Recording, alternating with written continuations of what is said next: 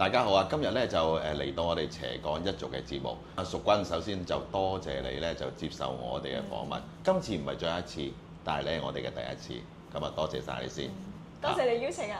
好，唔好客氣。介紹下先啦。阿淑君咧本身咧就係從事婚紗嘅生意嘅，從事咗呢個行業都有其實13年。其實係點解會開始做呢個婚紗嘅生意嘅咧？其實嗰時開始做呢個婚紗生意，因為我屋企人有一個婚紗廠啦。咁當其時咧，佢哋就做一啲婚紗系列，咁啊出口比較多啲嘅。咁當其時就話啊出口，咁不如香港又冇店用我哋嘅婚紗，咁我哋就不如就自己開一間店攞嚟租啊賣啊，度身訂造咁樣咯。哇，咁幾好喎！因為你本身如果有廠嘅話，遇到一啲特別嘅款式都可以即時可以去做俾客人。咁其實當時你哋嘅生意應該佔香港市場都幾大喎。因為當其時我哋就係第一批嘅婚紗店會除咗自己系列之外，亦都有引入外國嘅設計師品牌系列。因為當其時我都會過去美國啊、歐洲去睇唔同嘅款式啊系列，同啲設計師傾就代理佢哋翻嚟香港。咁而嗰陣時嗰個年代咧，其實好多客人都淨係去婚紗街嘅國內或者台灣款式。咁嗰陣時我就係選址在中環啦，就係都以就係做一啲有品牌、有品味、有設計性嘅系列咯。咁所以就會選擇喺嗰度做我哋嘅婚紗店開始，一開始就做到而家啦，13年。如果你中環開，其實我都知好多外國嘅知名品牌咧，都會喺一啲中環啊、銅鑼灣啊、尖沙咀開。咁其實你喺中環開嘅原因係啲咩咧？就係因為嗰班嘅人就會比較嚮往外國，亦都重視 details， 我哋叫佢哋會中意啲好 decent、好有 quality、好有質感嘅嘢，咁所以佢哋會識睇呢樣嘢，咁變相就係我哋嘅推介嗰啲客戶咧，就通常就嚟自一啲中環嘅白領啊咁樣咯。哦，咁其實最重要唔係佢哋識揀，係你識揀啱位置，定位好啱，所以其實中環你選址又啱，所以一做就做到而家10幾年啦。係啊。哦 ，OK。咁我知道你由開始到而家都係做一個行業，婚紗行業。其實你有冇諗過咧？其實而家呢個世代咧，做多幾個工作。有，絕對有啦。有，咁有冇做啊？係，我咧就當年咧就冇嘅，但係又亦都有入咗婚紗行業之外咧，咁我都有諗啊，有啲咩係有關連性咧，咁當其時我就諗係化妝行業。哦 ，OK。因為嗰時都有去參加啲化妝課程啊，學下哦，因為我哋啲客戶都係啲新娘子嘛。係。咁如果我除咗租衫之外，我幫佢哋化埋妝，係咪都可以咧？即係亦都有呢個身份咧。咁當其時都有報讀過一啲化妝課程。唔怪之你化妝化得咁靚。多謝。咁我都知咧，而家市場上面有啲調翻轉，有啲市場係化妝師開始，佢哋而家亦都會開婚紗店。係。其實個理論係一樣嘅啫，都係因為同一個客群啊嘛。係。咁啊，不如多角度地接觸到呢班人咯。如果今日再問你，有人邀請你加入另外一啲行業嘅，你會考慮啊？我會考慮。會考慮。係啊，因為而家係多元化啊嘛，而家好 hit 噶嘛。咁嗱，其實你做婚紗咗10幾年啦，我相信中間咧一定有啲特別難忘嘅嘢嘅。係。咁你最難忘嘅係咩嘢咧？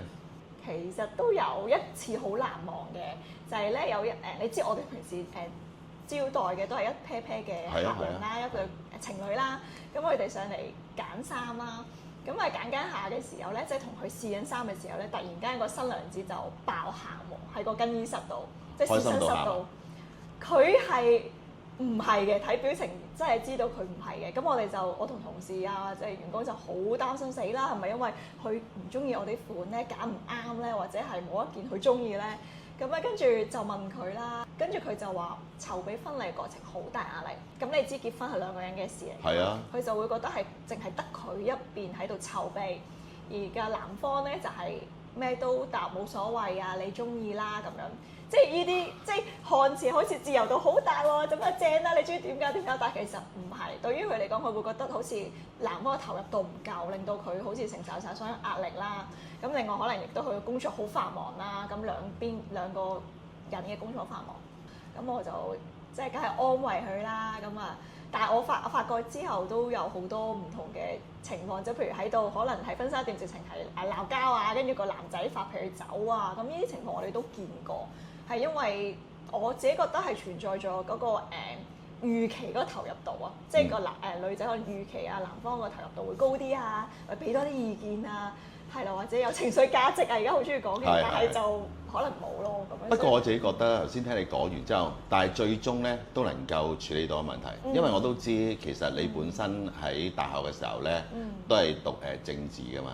咁其實呢一科入邊咧，都可能有啲叫心理學啊、談判嘅技巧咁樣。會唔會用翻讀大學嘅時候，透過自己專業嘅知識去同佢做一個 counseling 咧？有，梗係有啦，因為我哋有都牽涉咗一啲 public relations 係啦啦、PR 技巧啦，咁我哋就會梗係安撫咗個女方先啦。咁我哋又會主動會即係因為試衫嘅過程，個男仔喺出邊㗎嘛，我哋又會主動你一陣咧就話佢好中意呢件嘅，咁你不如話好靚好襯佢咁樣，咁啊 OK 咯，咁件事話搞掂咯，咁樣咯，即係。我哋會有少少兩邊嘅 counseling，我哋都會做咯。哦，咁啊真係啱，因為其實你做咗13年啦，畢竟除咗經驗之外，你本身讀嘅專業啦，都幫到喺個事業嘅發展。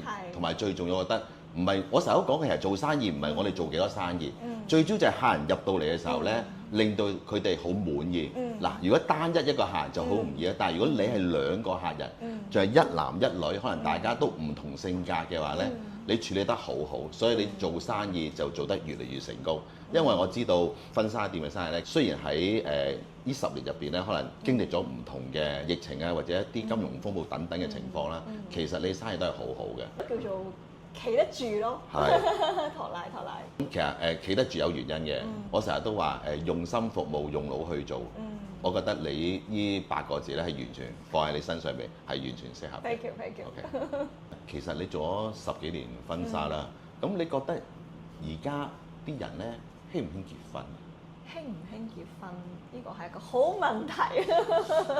即係老實講，亦都唔係我哋自己嘅統計啦，一啲政府嘅數字咧，其實都反映於疫情後咧，個結婚數字係減少咗，呢個係事實嚟嘅。個原因我都有同同事開會嘅時候研究過，就係而家嘅呢一代啦，即係結婚適婚年齡嗰一代嘅人，可能工作好繁忙，另外亦都係呢個亦都要好嚮往自由啊。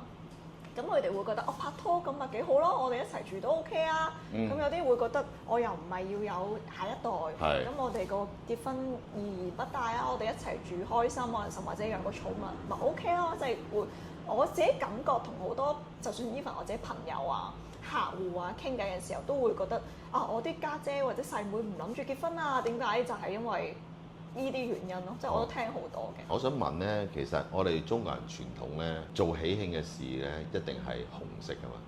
咁但係點解婚紗就白雪雪嘅咧？好似唔係咁吉利喎。因為婚紗係嚟自西方文化噶嘛。哦，咁又係。古耐之前咧就係用黑色添嘅。嚇！真係㗎。跟住點解會轉咗白色咧？係因為英國維多利亞嘅時候有個女王結婚。咁佢係代表皇室貴族㗎嘛，咁佢結婚嘅時候係第一個用白色進場嘅。點解咧？其實就象徵嗰個純潔，即係愛情嘅純潔啦，同埋咧就係嗰個華麗感，即係嗰個好 clean 好 pure，代表愛情同埋佢哋嘅婚姻咯。哦，其實有寓意嘅。其實而家有一個terms 咧叫斜槓一族 slasher，你自己點睇㗎？我覺得呢一個係趨勢嚟嘅。係。咁我亦都會，即係我自己啦，做咗婚紗行業咁多年，我都而家都會想開始發掘一啲，會唔會一啲相連性嘅行業，或者可以工作，或者係 business 我可以發展，我都想做一個 slasher。